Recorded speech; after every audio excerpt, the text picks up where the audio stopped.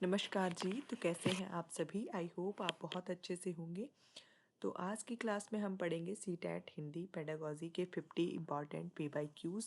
और पिछली क्लास में हमने जो 100 क्वेश्चंस थे हिंदी से जो सीटेट हिंदी पेडागॉजी के, वो हमने पार्ट 2 में, पार्ट 1 और 2 में हमने पढ़ लिए हैं 50-50 करके। तो आपने अगर उन क्लासेस को अभी तक नहीं देखा है तो आप उन क्लासेस को भी ज़रूर जाकर देखिए। तो ये क्लास नंबर 3 हुई आज की। तो आज की क्लास में हम 50 इम्पॉर्टेंट पीवाईक्यूज़ पढ़ेंगे। सीटेट के लिए बहुत इंपॉर्टेंट है। अगर आप सीटेट की तैयारी पूरे दिल के साथ कर रहे हो तो इन क्वेश्चंस को पढ़ना बिल्कुल भी ना भूलें। और अगर आप चैनल पर नए आए हो तो चैनल को ज़रूर सब्सक्राइब कर लें, क्योंकि इसी तरह के बहुत सारी क्लासेस मैं आपके लिए लेके आने वाली हूँ, जिससे आपकी जो सीटेट की तैयारी है वो और भी आसान जो है वो हो जाएगी। तो चलिए शुरू करते हैं आज की ये क्लास। इसमें जो पहला हमारा टॉपिक रहेगा वो मनोविज्ञान सिद्धांत और भाषा से रिलेटेड रहेगा, यानी कि फिलोसफिकल और थ्योरीज और लैंग्वेजेस से रिलेटेड। ठीक है। तो इसमें प्रश्न नंबर जो 1 है वो पूछा गया है कि वी.एफ. स्किनर जो थे, उनके अनुसार जो बच्चे हैं वो भाषा कैसे सीखते हैं। तो उनके अनुसार जो बच्चे हैं वो भाषा अनुकरण यानी कि इमिटेशन और पुनर्बलन यानी कि रीइंफोर्समेंट के माध्यम से बच्चे जो हैं वो भाषा को अच्छे से सीखते हैं। नेक्स्ट है, और इस क्लास में एक खास बात ये भी है कि आज की क्लास में मैं एमसीक्यूज ना लेके आके वन लाइनर आंसर में ही जो है वो क्वेश्चन का आंसर लेके आई हूँ, क्योंकि अगर हम एमसीक्यूज पढ़ते हैं तो उसमें ज़्यादा मतलब एक कन्फ्यूज़न सा क्रिएट हो जाता है। तो आप अगर आंसर अच्छे से क्वेश्चन का पढ़ लोगे तो एक तरह से कॉन्सेप्ट भी आपका क्लियर हो जाएगा। और अगर आप एमसीक्यूज़ में थोड़ा सा कन्फ्यूज़न क्रिएट होता है आपको भी, तो इस तरह से क्वेश्चन पढ़ने में जो आपके उत्तर हैं वो ज़्यादा कॉन्सेप्ट मेरे ख्याल से ज़्यादा क्लियर हो जाएंगे। तो आप मुझे कमेंट करके ज़रूर बताना कि इसी तरह से आपको वन लाइनर आंसर में ही क्वेश्चंस को पढ़ना है नेक्स्ट क्लासेस में, या फिर आपको एमसीक्यूज़ के रूप में पढ़ना है। तो उसी तरह से मैं आपको नेक्स्ट क्लास लाने की कोशिश करूँगी। चलिए बात करते हैं दूसरे क्वेश्चन की। तो दूसरा क्वेश्चन है कि स्टीफन क्रैशर के सिद्धांत में बोधगम्य निवेश, ठीक है, तो का क्या अर्थ होता है। तो उसका अर्थ होता है कि बच्चों को उनके वर्तमान भाषा स्तर से थोड़े ऊंचे स्तर की भाषाई अवसर या सामग्री जो है वो प्रदान करना। ठीक है। बच्चे जिस स्तर की भाषा जो बोल रहे हैं उससे उसके थोड़ा सा ऊपर का स्तर की भाषाई लेवल उन बच्चों को प्रदान करना। ठीक है। आगे है चमस्की। चमस्की के बारे में हम पिछली क्लासेस में भी पढ़ चुके हैं। चमस्की जो थे उनके अनुसार सार्वभौमिक व्याकरण का क्या तात्पर्य है। तो सार्वभौमिक व्याकरण का तात्पर्य उनके अनुसार ये है कि विश्व की सभी जो मानव भाषाएं हैं उनमें कुछ अंतर्निहित और जन्मजात समान व्याकरणिक नियम होते हैं। तो चमस्की तो थे, उनके अनुसार ये मानते थे कि जब भी एक बच्चा जो है वो संसार में आता है, एक बच्चा पैदा होता है, तो उसके साथ जो है वो कुछ गुण आते हैं। तो उसमें एक एलईडी नाम का एक चीज़ पाई जाती है, जिससे वो जन्मजात उसमें भाषा सीखने की क्षमता जो है वो पाई जाती है। ठीक है। नेक्स्ट है वाइगॉट्स की, सबसे इम्पॉर्टेंट सीटेट के लिए।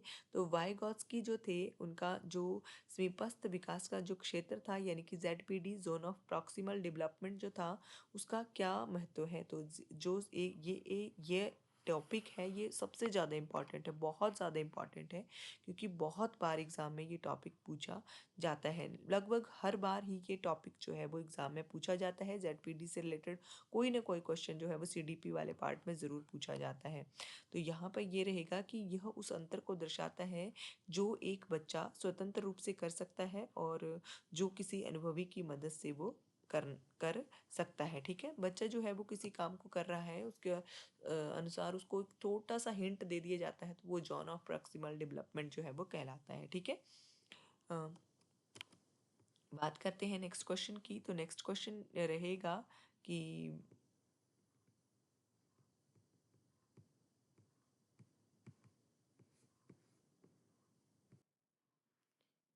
भाषा अर्जन के लिए सबसे संवेदनशील अवस्था यानी कि क्रिटिकल पीरियड जो है वो कौन सी मानी जाती है? तो भाषा अर्जन के लिए जो सबसे ज़्यादा क्रिटिकल जो पीरियड है वो माना जाता है प्रारंभिक बाल्यावस्था यानी कि अर्ली चाइल्डहुड। अर्ली चाइल्डहुड जो है उसमें भाषा जो है वो उसका अर्जन करना यानी कि उसको एक्विजिशन करना उसका जो उसको सीखना जो है वो सबसे ज़्यादा डिफ़िकल्ट जो है वो माना जाता है। संवेदनशील अवस्था है, क्रिटिकल पीरियड है एक भाषा अर्जन के लिए, ठीक है। नेक्स्ट है कि शिक्षा नीतियाँ और एनसीएफ 2005 एजुकेशन पॉलिसीज़ और एनसीएफ 2005 से रिलेटेड हम आगे के क्वेश्चंस पढ़ेंगे। तो नेक्स्ट क्वेश्चन जो है रहेंगे वो ये है कि एनसीएफ 2005 के अनुसार भाषा की कक्षा में एक शिक्षक की भूमिका कैसी होनी चाहिए? तो एक शिक्षक की भूमिका जो है एक सुविधादाता यानी कि फैसिलिटेटर के या मार्गदर्शक के रूप में होनी चाहिए। एनसीएफ 2005 में ये बात जो है वो कही गई है शिक्षक की भूमिका को लेकर। एक सुविधादाता टीचर रहेगा या मार्गदर्शक जो है वो रहेगा। फैसिलिटेटर जो है वो टीचर को एक माना जाता है। एनसीएफ 2005 की यहाँ पर बात हो रही है। नेक्स्ट है कि कोठारी आयोग जो है यानी कि 1964 से 66 के बीच में कोठारी आयोग आया था। आई होप कि आपने पढ़ लिया होगा। बहुत इंपॉर्टेंट टॉपिक है। तो उसके द्वारा जो भाषा शिक्षण के लिए कौन सा सूत्र जो है वो दिया गया था? तो भाषा शिक्षण के लिए कोठारी आयोग डीएस कोठारी की अध्यक्षता में ये आयोग गठित किया गया था। दौलत सिंह कोठारी इसके अध्यक्ष थे। 1964 टू 66 पीरियड ज़रूर आपने याद रखना है। तो इसमें त्रिभाषा सूत्र जो थ्री लैंग्वेज फार्मूला है वो दिया गया था, ठीक है। तो थ्री लैंग्वेज फार्मूला भी आपने पढ़ लेना है कि क्या था उसमें। नेक्स्ट है कि त्रिभाषा सूत्र के अंतर्गत विद्यालय में पढ़ाई जाने वाली जो पहली भाषा है वो कौन सी होनी चाहिए? तो पहली भाषा को मातृभाषा या क्षेत्रीय भाषा के रूप में रखा गया था कि जो भी ये थ्री लैंग्वेज फार्मूला है उसमें जो पहली लैंग्वेज पढ़ाई जाएगी वो या तो मातृभाषा होगी या फिर उस क्षेत्र की जो भाषा है वो रहेगी, ठीक है। तो ये इम्पॉर्टेंट है। जो नेक्स्ट है वो बात करते हैं आगे।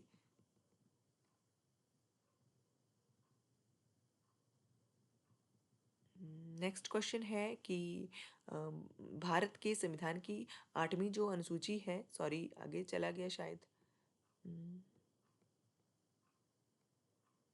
भारत के संविधान की जो 8वीं अनुसूची है उसमें कितनी भाषाओं को जो है वो मान्यता प्राप्त है, ठीक है। तो मान्यता कितनी भाषाओं को प्राप्त है? 22 भाषाओं को 8वीं अनुसूची में जो 22 भाषाएं हैं उनको मान्यता प्राप्त है, ठीक है। नेक्स्ट है कि एनसीएफ 2005 के अनुसार बच्चों की मातृभाषा को स्कूल में तो बच्चों की मातृभाषा को स्कूल में एक शिक्षण का माध्यम बनाया जाना चाहिए और इसका सम्मान होना चाहिए, ठीक है।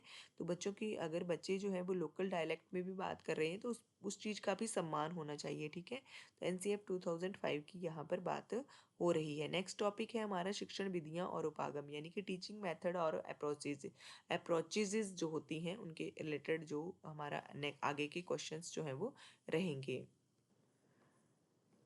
क्वेश्चन है कि भाषा शिक्षण की जो व्याकरण अनुवाद विधि है ग्रामर ट्रांसलेट मेथड है किस पर अधिक बल देती है? तो ये बल देती है मातृभाषा के मातृभाषा में अनुवाद करने और पढ़ने लिखने पर, ठीक है। बोलने पर कम ध्यान देती है, ठीक है। तो व्याकरण अनुवाद विधि जो है ये भाषा के अनुवाद और पढ़ने लिखने पर ज़्यादा बल जो है वो देती है, ठीक है। नेक्स्ट है कि प्रत्यक्ष विधि डायरेक्ट मेथड जो है इसकी मुख्य विशेषता क्या है? तो डायरेक्ट मेथड की मुख्य विशेषता है कि मातृभाषा का प्रयोग जो है वो वर्जित होता है और लक्ष्य भाषा में ही सिखाया जाता है। ये डायरेक्ट मेथड की यहाँ पर बात हो रही है। नेक्स्ट है कि समग्र भाषा उपागम होल लैंग्वेज अप्रोच जो है उसका क्या सिद्धांत है?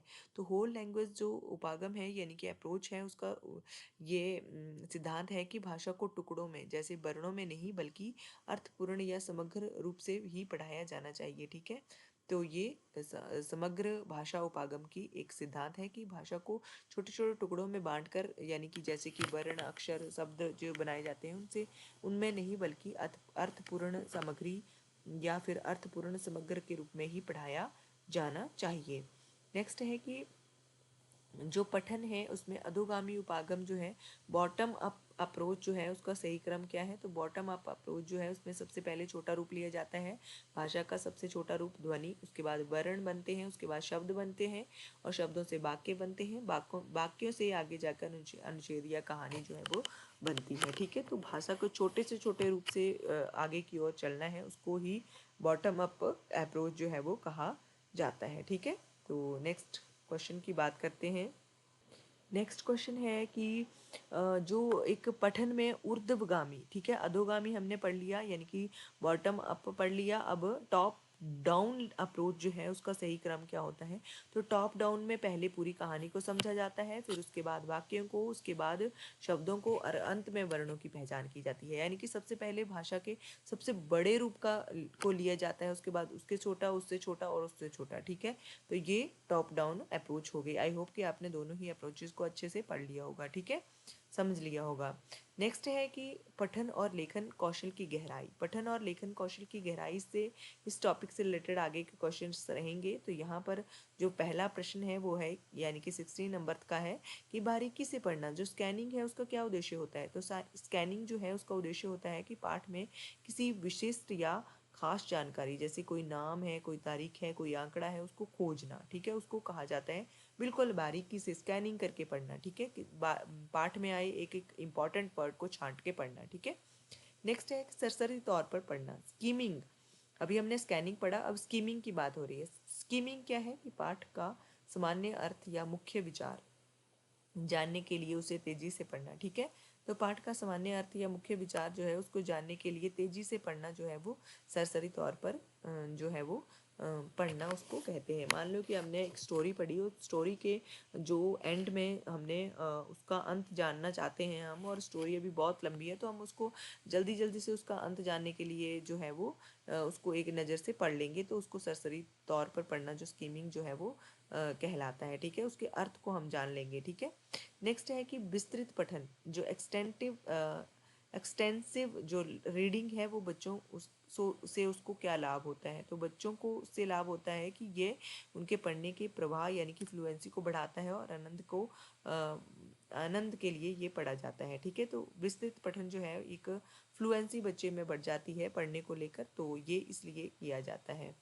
नेक्स्ट है कि लेखन की प्रक्रिया उपागम यानी कि प्रोसेस अप्रोच टू राइटिंग के चरण कौन से हैं? तो ये है मानस मंथन यानी कि ब्रेन स्टॉर्मिंग होता है, उसके बाद पारूपण होता है यानी कि ड्राफ्टिंग, उसके बाद संशोधन यानी कि रिसीविंग रिवाइजिंग, और उसके बाद संपादन यानी कि एडिटिंग, और उसके बाद प्रकाशन जो है वो इसका होता है। ठीक है, तो ये इंपॉर्टेंट है।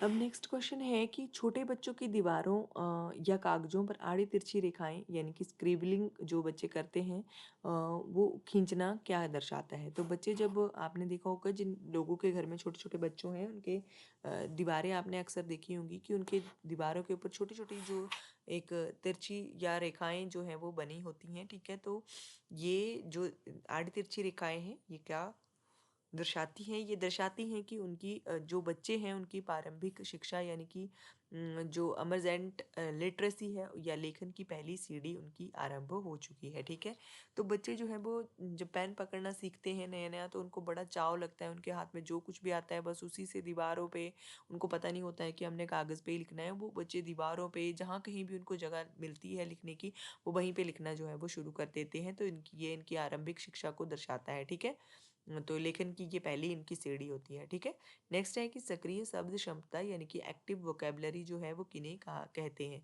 तो एक्टिव वोकेबलरी जो है वो वे शब्द जिनका प्रयोग हम अपने दैनिक जीवन में बोलने और लिखने के लिए नियमित रूप से करते हैं वो एक्टिव वोकेबलरी है जी। ठीक है, जिन वर्ड्स का हम डेली प्रयोग कर रहे हैं वो हमारी एक्टिव वोकेबलरी कहलाती है। निष्क्रिय शब्द संपदा यानी कि पैसिव वोकेबलरी क्या है? वे शब्द जिनको हम सिर्फ सुनते हैं या पढ़ते हैं, उनका हम प्रयोग नहीं कर रहे हैं, बहुत कम प्रयोग कर रहे हैं, कभी कभार जाकर हमारे मुंह में वो शब्द आता है, तो वो पैसिव वोकेबलरी जो है वो कहलाती है। ठीक है, तो ये दोनों ही आपने याद रखने, दोनों में डिफरेंस भी आपने याद रखना है। जिनको हम डेली प्रयोग कर रहे हैं वो एक्टिव है, और जिनको हम कभी कभार जाकर हमारे महीने हफ्ते में जाकर हम प्रयोग कर रहे हैं वो पैसिव वोकेबलरी हमारी कहलाती है। ठीक है, नेक्स्ट है कि दृश्य शब्द यानी कि साइट जो वर्ड है वो किसे कहते हैं? तो साइट वर्ड वो हैं कि जो पाठ में बार-बार आते हैं और बच्चे बिना देखे या बिना सोचे समझे ही स्पेलिंग उसके लिख लेते हैं, ठीक है? स्पेलिंग पहचान लेते हैं। जैसे कि बहुत सारे वर्ड्स हैं जो बार-बार लेसन में बच्चा पढ़ता है तो उसको उसके बाद जब हम वर्ड को बोल भी देते हैं तो बच्चा खुद ही समझ जाता है कि इसके स्पेलिंग ये होंगे, ठीक है? तो धीरे-धीरे बच्चे में जो साइट वर्ड्स हैं उनकी जो क्षमता है वो बढ़ती जाती है, ठीक है? बात करते हैं नेक्स्ट क्वेश्चन की। नेक्स्ट टॉपिक रहेगा आकलन त्रुटियां और टीएलएम, ठीक है? असेसमेंट एरर्स और टीएलएम से रिलेटेड नेक्स्ट टॉपिक रहेगा, इससे रिलेटेड क्वेश्चंस आएंगे। तो क्वेश्चन है कि भाषा अधिगम में बच्चों द्वारा की जाने वाली त्रुटियां जो है एरर्स का क्या महत्व होता है? एरर्स का बहुत ज़्यादा महत्व है। एरर्स को कभी भी गलत, अगर बच्चा कुछ लिख रहा है और उसमें लिखते टाइम वो गलती कर रहा है तो उसको आपने उसको गलती नहीं मानना है, उसको एक महत्व के रूप में आपने देखना है, उसको एक एक सीखने की कला के रूप में आपने देखना है, ठीक है? तो त्रुटियां सीखने की एक प्रक्रिया का स्वाभाविक हिस्सा है जो बताती हैं कि बच्चे कैसे सीख रहे हैं, ठीक है? बच्चों का पता चल जाता है कि ये बच्चा सीख कैसे रहा है। उसी प्रकार से गलती जब बच्चा करता है तो पता चल जाएगा कि ये गलती बच्चे में क्यों हो रही है, ठीक है? तो ये त्रुटियां सीखने की प्रक्रिया का एक स्वाभाविक हिस्सा है जो बताती हैं कि बच्चे कैसे सीख रहे हैं, ठीक है? इंपॉर्टेंट देनी है इंपॉर्टेंस। बाकी यहाँ पर तो सीखने की बात हो रही है, बाकी हम जब कभी भी किसी भी काम को सीखते हैं तो एरर्स का होना जो है वो स्वाभाविक ही होता है, ठीक है? नेक्स्ट है कि भाषा आकलन में रूबिक्स जो है उसका प्रयोग क्यों किया जाता है? तो रूबिक्स का प्रयोग इसलिए किया जाता है क्योंकि बच्चों को प्रदर्शन का आकलन करने के लिए ये स्पष्ट मानदंड जो है वो प्रदान करता है, ठीक है? तो रूबिक्स का बहुत ज़्यादा उपयोग जो है वो किया जाता है। नेक्स्ट है कि उपखन्यात्मक जो अभिलेख है यानी कि कोडेटोल जो रिकॉर्ड्स हैं वो शिक्षक क्या दर्ज करता है? तो उसमें शिक्षक जो है वो बच्चों के व्यवहार, जीवन की किसी भी विशेष या महत्वपूर्ण घटना के वर्णनात्मक वर्णन जो है वो करते हैं, ठीक है? नेक्स्ट है कि श्रुत लेख यानी कि डिक्टेशन जो होती है, सुनकर लिखना जो जिसको हम बोलते हैं, वो मुख्य रूप से किस में मदद करता है? तो जब बच्चा जो है वो सुनकर लिखता है तो बच्चे की स्पेलिंग्स मिस्टेक जो है वो बहुत ज़्यादा ठीक हो जाती हैं, एक्यूरेट हो जाती हैं। उसमें सुनने का जो कौशल है वो विकसित हो जाता है। बच्चा जो है वो उसकी बर्तनी यानी कि स्पेलिंग्स मिस्टेक्स वही बता दिया मैंने, वो शुद्ध होना शुरू हो जाते हैं, ठीक है? तो ये इसलिए बच्चों में मदद करता है, ठीक है? नेक्स्ट है कि भाषा शिक्षण में प्रमाणिक सामग्री जो है वो उसका क्या अर्थ है? तो भाषा शिक्षण में जो प्रमाणिक सामग्री है उसका अर्थ है कि वह सामग्री जो मूलतः पढ़ाने के लिए नहीं बल्कि वास्तविक जीवन में बताई गई हो, जैसे रेल टिकट, अखबार, मेन्यू कार्ड, ठीक है? तो ये पढ़ने के लिए नहीं है, ये पढ़ाने के लिए नहीं है बल्कि वास्तविक जीवन से के लिए बनाई गई है, ठीक है? ये चीज़ें, ठीक है? तो ये इम्पॉर्टेंट है। नेक्स्ट है कि भाषा की कक्षा में रोल प्ले का मुख्य उद्देश्य क्या है? तो भाषा की जो कक्षा है उसमें रोल प्ले का मुख्य उद्देश्य ये है कि बच्चा जो है वो विभिन्न वास्तविक संदर्भों में संवाद करने और भाषा के प्रयोग करने का अवसर उसको प्रदान किए जाते हैं, ठीक है? तो ये इसलिए रोल प्ले जो है वो किए जाते हैं, ठीक है? बात करते हैं नेक्स्ट क्वेश्चन की। तो नेक्स्ट क्वेश्चन है कि पठन शुरू करने से पहले जो पठन पूर्व गतिविधियां हैं, जो प्री रीडिंग एक्टिविटीज़ हैं, वो क्यों करवाई जाती हैं? तो जब बच्चा जो है वो पढ़ना शुरू कर रहा होता है तो उसके पहले कुछ एक्टिविटीज़ करवाई जाती हैं प्री रीडिंग। तो वो क्यों करवाई जाती हैं? क्योंकि बच्चों की पाठ में रुचियाँ जगाने और उनके पूर्व ज्ञान जो प्रीवियस नॉलेज होता है उनको सक्रिय करने के लिए, ठीक है? इसलिए वो गतिविधियां जो है वो करवाई जाती हैं। नेक्स्ट आगे का टॉपिक है कक्षा कक्ष की गतिविधियां और भाषाई अवधारणाएं। इससे रिलेटेड अगला हमारा कॉन्सेप्ट जो है क्वेश्चंस जो है वो रहेंगे क्लासरूम डायनेमिक्स और लिंग्विस्टिक कॉन्सेप्ट्स, ठीक है? तो यहाँ पर पूछा गया है कि विक्स जो VICS जो VICS है उसका बुनियादी अंतर्वैयक्तिक संप्रेषण कौशल उसको कहते हैं। तो वो क्या होता है? वो इसलिए होता है कि दैनिक जीवन में और खेल के मैदान में इस्तेमाल होने वाली सामान्य बातचीत की भाषा, ठीक है? इसको विक्स को ये कहा जाता है कि दैनिक जीवन में और खेल के मैदान में जो भी भाषाएं प्रयोग की जा रही हैं उसको बुनियादी अंतर्वैयक्तिक संप्रेषण कौशल कहते हैं, ठीक है? नेक्स्ट है CALP यानी कि संज्ञानात्मक अकादमिक भाषा निपुणता क्या है? तो ये है कि स्कूल में विषयों जैसे विज्ञान, गणित आदि को पढ़ाने और समझने के लिए आवश्यक उच्च स्तरीय अकादमिक भाषा, ठीक है, उसको CALP कहा जाता है। ये आपने ज़रूर याद रखना है। नेक्स्ट है कि एक शिक्षक बच्चों की मातृभाषा के शब्दों की का कक्षा में प्रयोग होने के पर क्या करेगा? ठीक है, एक शिक्षक जो है वो बच्चों के मातृभाषा के शब्दों का कक्षा में प्रयोग होने पर क्या करेगा? वह उन शब्दों को स्वीकार करेगा जो लक्ष्य भाषा यानी कि जो टारगेट लैंग्वेज है उसमें उसका उनका अर्थ समझेगा। ठीक है, तो ये ठीक रहेगा। ये वह स्वीकार करेगा कि लक्ष्य भाषा जो है उसमें उनका अर्थ समझेगा। ठीक है, ये नेक्स्ट क्वेश्चन की बात करें। नेक्स्ट क्वेश्चन है कि प्राथमिक स्तर पर चित्र कथाओं यानी कि पिक्चर बुक्स का प्रयोग क्यों किया जाता है, क्यों महत्वपूर्ण होता है? तो आपने देखा होगा जो छोटे छोटे बच्चों की बुक्स होती हैं उसमें बहुत सारे चित्र बने होते हैं। अगर बच्चों को एक कविता भी लगी है या लेसन भी लगा है तो उसमें भी चित्र चित्र बने होते हैं बहुत सुंदर से। तो ये इसलिए होते हैं क्योंकि बच्चों को कहानी के अर्थ का अनुमान लगाने और संदर्भ समझने में ये मदद करते हैं। ठीक है, बच्चा जो है वो एक अनुमान लगा लेता है कि इस कहानी में क्या हुआ होगा, कैसे हुआ होगा। ठीक है, तो उससे बच्चा जो है वो कहानी के अर्थ को समझने का अनुमान भी लगा सकता है और संदर्भ भी समझ सकता है। ठीक है, आगे नेक्स्ट क्वेश्चन है कि सहपाठी अंत्यक्रिया, ठीक है, में से भाषा अर्जन में क्या लाभ होता है? तो उसके सहपाठी जो पीयर इंटरेक्शन जो हो रही है उसमें भाषा अर्जन से क्या लाभ हो रहा है? तो उससे ये होता है कि बच्चे अपने साथियों के साथ बिना झिझक के बात करते हैं और उनका भाषाई और सामाजिक विकास तेजी से होता है। ठीक है, बच्चा जो है वो अपने अगर फ्रेंड सर्कल के साथ बच्चा जो है वो सीख रहा है तो बच्चा आपको पता है फ्रेंड सर्कल में बहुत अच्छे से बात कर पाता है। वो बिना किसी झिझक के उस बच्चे के साथ अपनी बात को रख पाता है। तो उससे बच्चा जो है उसका भाषाई और सामाजिक विकास जो है वो बहुत तेजी से होता है। नेक्स्ट है कि किसी पाठ को पढ़ने के बाद निष्कर्ष निकालना यानी कि जो इनफर्सिंग जो है वो कैसा कौशल है? तो वो ये है कि यह एक उच्च स्तरीय पठन कौशल है जिसमें पंक्तियों के बीच पढ़ना, ठीक है, रीडिंग बिटवीन द लाइंस शामिल है। ठीक है, तो ये इसलिए होता है। ठीक है, नेक्स्ट है कि भाषा जो शिक्षण में स्व आकलन सेल्फ असेसमेंट का क्या लाभ है?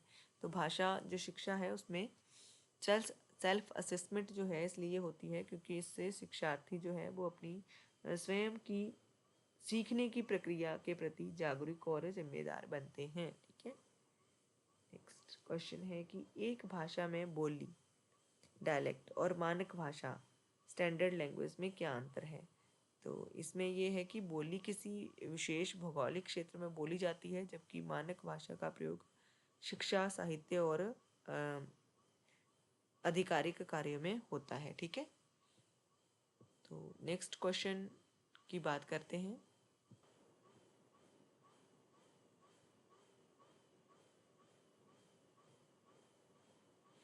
नेक्स्ट क्वेश्चन है कि बोलते समय एक भाषा के शब्दों या वाक्यों के बीच दूसरी भाषा का प्रयोग करना क्या कहलाता है? तो ये कहलाता है कोड मिक्सिंग। ठीक है, कोड मिक्सिंग या कोड स्विचिंग कहलाता है। ठीक है, जब बोल बोल रहे हैं और दो शब्दों और वाक्यों के बीच में दूसरी भाषा का प्रयोग जो है वो कोड मिक्सिंग कहलाता है। क्या कोड स्विचिंग जो है वो एक भाषाई गलती है? ठीक है, यहाँ पे क्वेश्चन है कि नहीं, ये बहुभाषी वक्ताओं की एक स्वाभाविक और कुशल भाषाई क्षमता होती है। ठीक है, कोड स्विचिंग जो है वो गलती नहीं है, ये एक जो भाषी वक्ता है उनकी स्वाभाविक और कुशल भाषाई क्षमता होती है। नेक्स्ट टॉपिक है कि विविध और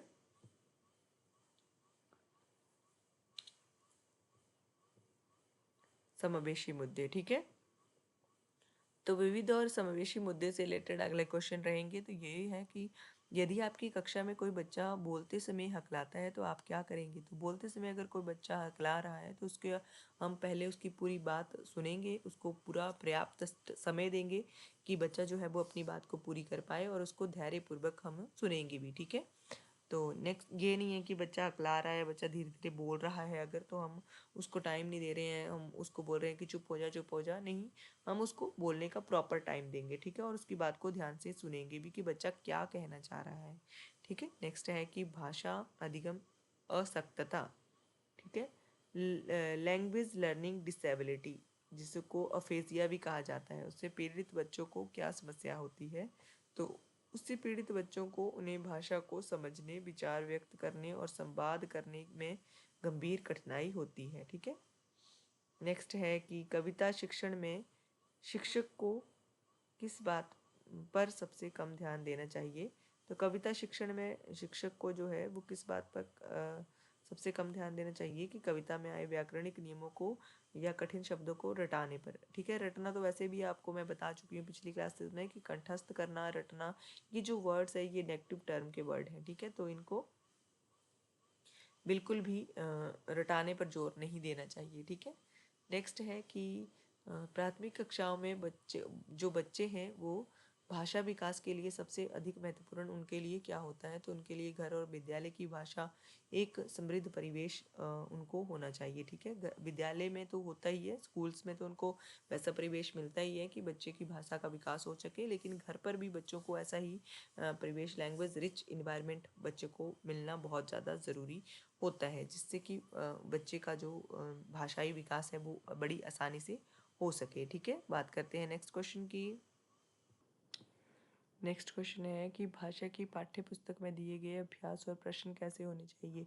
तो वो अभ्यास और प्रश्न ऐसे होने चाहिए जो बच्चों को अपने वास्तविक जीवन के अनुभवों से जुड़ने और सोचने के अवसर प्रदान करें। ठीक है, तो ऐसे प्रश्न ही उनकी बुक्स में होने चाहिए। ठीक है। नेक्स्ट है कि भाषा शिक्षण का उद्देश्य केवल भाषा को सिखाना नहीं बल्कि, तो भाषा को सीखना नहीं बल्कि उसका अर्थ भाषा शिक्षण का उद्देश्य बल्कि ये भी होना चाहिए कि विचार करने, कल्पना करने और रचनात्मक अभिव्यक्ति की क्षमता का विकास करना भी होता है। ठीक है। नेक्स्ट है कि लेखन कौशल में संश्लेषण का क्या अर्थ होता है? लेखन कौशल में संश्लेषण का अर्थ होता है कि विभिन्न स्रोतों से मिली जानकारी को एक साथ मिलाकर एक नए सुसंगत विचार को लिखना। ठीक है, ये भाषा कौशल संश्लेषण का अर्थ होता है। नेक्स्ट है कि कहानी कथन, स्टोरी टेलिंग जो विधि है उसमें जो भाषा कक्षा में क्यों लाभदायक होती है ये चीज़, तो ये स्टोरी टेलिंग जो मेथड है ये भाषा को टुकड़ों के बजाय समग्र रूप में प्रस्तुत करती है, जिससे बच्चों में सांस्कृतिक समझ भी आ जाती है। अगर हम बच्चे को स्टोरी सुना रहे हैं तो एज इट इज़ बड़े बड़े लंबे लंबे वाक्यों में के रूप में हम बच्चे को सिखा रहे हैं, तो जिससे क्या होगा कि बच्चे में भाषा को लेकर एक समझ बढ़ेगी। ठीक है, और बच्चा जो है वो उसमें सांस्कृतिक समझ का भी विकास हो जाएगा। ठीक है, तो ये इम्पॉर्टेंट इसलिए होती है स्टोरी टेलिंग। ठीक है, तो स्टोरी टेलिंग मेथड वैसे इंपॉर्टेंट बहुत होता है, बहुत अच्छा रहता है स्टोरी टेलिंग मेथड है। ठीक है। नेक्स्ट हमारे दो क्वेश्चन बचते हैं लास्ट के। तो रचनात्मक आकलन यानी कि फॉर्मेटिव असेसमेंट और योगात्मक आकलन यानी कि सुमेटिव असेसमेंट जो है उसमें मुख्य अंतर क्या होता है? तो रचनात्मक आकलन जो है, फॉर्मेटिव असेसमेंट जो है ये सीखने के दौरान सुधार के लिए होती है, और जबकि योगात्मक आकलन यानी कि सुमेटिव जो असेसमेंट है ये ग्रेड के अंत में ग्रेड देने के लिए ये जो आकलन है वो किया जाता है। तो दोनों ही इंपॉर्टेंस है अपनी अपनी जगह पे। ठीक है, नेक्स्ट लास्ट क्वेश्चन है आज की क्लास का कि भाषा में संदर्भ यानी कि कॉन्टेक्स्ट का जो होता है उसका क्या महत्व होता है? तो कॉन्टेक्स्ट का महत्व क्या होता है कि शब्द का अर्थ उसके संदर्भ यानी कि स्थिति पर निर्भर करता है। बिना संदर्भ के भाषा सीखना जो है वो कठिन हो जाता है। ठीक है, तो ये इम्पॉर्टेंट है। ठीक है, बहुत ज़्यादा इम्पॉर्टेंट है ये क्वेश्चन भी। तो ये सभी क्वेश्चंस जो हैं वो सीटेट से रिलेटेड एक तरह से PYQs हैं, तो आप इन क्वेश्चंस को ज़रूर एंड तक देखें इस क्लास को, और इसी तरह की बहुत सारी क्लासेस इस चैनल पर अपलोड होने वाली हैं। नेक्स्ट क्लासेस, बहुत सारी क्लासेस इसी तरह से इंपॉर्टेंट PYQ से रिलेटेड होने वाली हैं, तो चैनल को ज़रूर सब्सक्राइब कर लें, अपने फ्रेंड्स के साथ ज़रूर इस क्लास को शेयर कर दें। और ये क्लास नंबर 3 है, तो इसी तरह से सीरियल वाइज आपको क्लासेस आगे मिलती रहेंगी। और आप कमेंट करके मुझे ये ज़रूर बताएं कि आपको इसी तरह से क्वेश्चंस को पढ़ना है या फिर MCQs के रूप में, जिस भी तरह से आपको कंफर्टेबल रहेगा मैं उसी तरह से आपके लिए क्लासेस को लाती रहूँगी। तो आज की क्लास के लिए बस इतना ही, मिलते हैं नेक्स्ट क्लास में। Thank you for watching.